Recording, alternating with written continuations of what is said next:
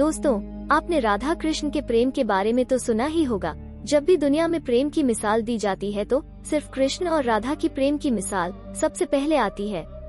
राधा सिर्फ कृष्ण के प्रेम को जीवात्मा तथा परमात्मा का मिलन कहा जाता है। लेकिन क्या आप जानते हैं कि आखिर राधा की मृत्यु कैसे हुई? प्रिय दर्शकों, अद्भुत भारत दर्शन के एक और नए वीडियो में सबों का हार्दिक स्वागत है। वीडियो को शुरू करने से पहले आप सबों से अनुरोध होगा, कमेंट में जाके एक बार जरूर लिखें, जय श्री कृष्णा। चलिए अब वीडियो को शुरू करते हैं। राधा श्री कृष्ण का बचपन का प्यार थी।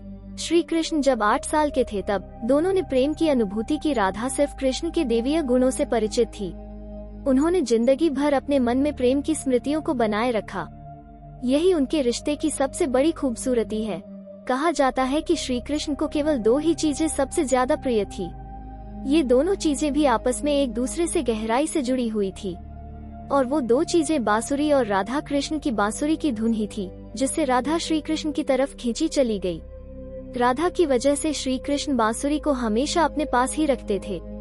भले ही श्री कृष्ण और राधा का मिलन नहीं हो सका, लेकिन उनकी बांसुरी उन्हें हमेशा एक सूत्र में बांधे रही। श्री कृष्ण के जितने भी चित्रण मिलते हैं उनमें बांसुरी जरूर रहती है। बांसुरी से कृष्ण के राधा के प्रति प्रेम का प्रतीक है।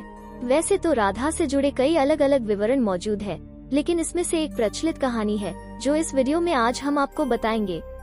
भगवान श्री कृष्ण से राधा पहली बार तब अलग हुई जब मामा कंस ने बलराम और कृष्ण को आमंत्रित किया। वृंदावन के लोग ये खबर सुनकर दुखी हो गए। मथुरा जाने से पहले से कृष्ण राधा से मिले थे।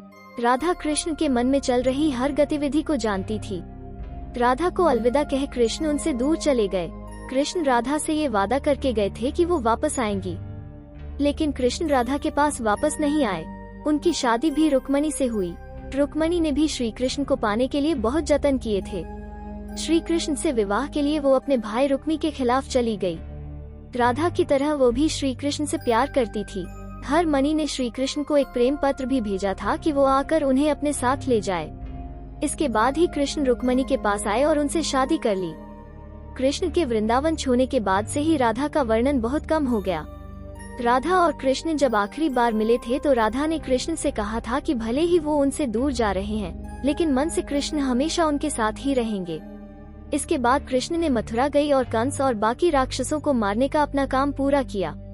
इसके बाद प्रजा की रक्षा के लिए कृष्ण द्वारिका चले गए और द्वारिकाधीश के नाम से लोकप्रिय हुए। जब कृष्ण वृंदावन से निकल गए तब राधा की जिंदगी ने अलग ही मोड़ ले लिया था। राधा की शादी एक यादव से हो गई। राधा ने अपने दाम्पत्य जीवन की सारी रस्में निभाई और बूढ़ी हुई, लेकिन उनका मन तब भी कृष्ण के लिए समर्पित था।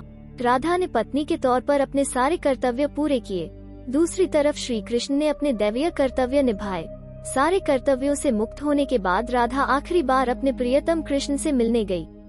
जब वो द्वारका पहुंची तो उन्होंने कृष्ण के रुक्मणी और सत्यभामा से विवाह के बारे में सुना, लेकिन वो दुखी नहीं हुई। जब कृष्ण ने राधा को देखा तो बहुत प्रसन्न हो गए। दोनों संकेतों की भाषा में एक दूसरे से काफी देर तक बातें करते रहे। राधा जी को कान्हा की नगरी द्वारिका में कोई नहीं पहचानता था। राधा के अनुरोध पर कृष्ण ने उन्हें महल में एक देविका के रूप में नियुक्त किया। राधा दिन भर महल में रहती थी और महल से जुड़े कार्य देखती थी।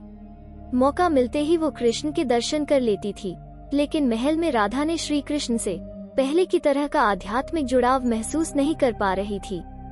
इसलिए राधा ने महल से दूर जाना तय किया। उन्होंने सोचा कि वो दूर जाकर दोबारा श्री कृष्ण के साथ गहरा आत्मीय संबंध स्थापित कर पाएंगी। उन्हें नहीं पता था कि वो कहाँ जा रही है, लेकिन भगवान श्री कृष्ण जानते थे। धीरे धीरे समय बीता और राधा बिल्कुल अकेली और कमजोर हो गई। उस वक्त उन्हें भगवान से कृष्ण की आवश्यकता पड़ी। आखिरी समय में भगवान श्री कृष्ण उनके सामने आ गए। कृष्ण ने राधा से कहा कि वो उनसे कुछ मांगे, लेकिन राधा ने मना कर दिया। कृष्ण के दोबारा अनुरोध करने पर राधा ने कहा कि वो आखिरी बार उन्हें बांसुरी बजाते देखना चाहती है। श्री कृष्ण ने बांसुरी ली और बेहद सुरीली धुन में बजाने लगे। श्री कृष्ण ने दिन रात बांसुरी बजाई, जब तक राधा आध्यात्मिक रूप से कृष्ण में विलीन नहीं हो गई। बांसुरी की धुन सुनते सुनते राधा ने अपने शरीर का त्याग कर दिया। हालांकि भगवान कृष्ण जानते थे कि उनका प्रेम अमर है, बावजूद वे राधा की मृत्यु को बर्दाश्त नहीं कर सके। कृष्ण ने प्रेम के प्रतीकात्मक अंत के रूप में बांसुरी तोड़कर झाड़ी में फेंक दी। उसके बाद से श्री कृष्ण ने जीवन भर बांसुरी या कोई अन्य वादक यंत्र नहीं बजाया। कहा जाता है कि जब द्वापर युग में नारायण ने श्री कृष्ण का जन्म लिया था, तब माँ लक्ष्मी ने राधा रानी के रूप में जन्म लिया था, ताकि मृत्युलोक में भी वे उनके साथ ही रहे। बस आज के लिए इतना ही। ऐसे ही आध्यात्मिक वीडियो के लिए हमारे चैनल को सब्सक्राइब करना ना भूले और भी श्री कृष्ण से जुड़े वीडियो आप ये देख सकते हैं।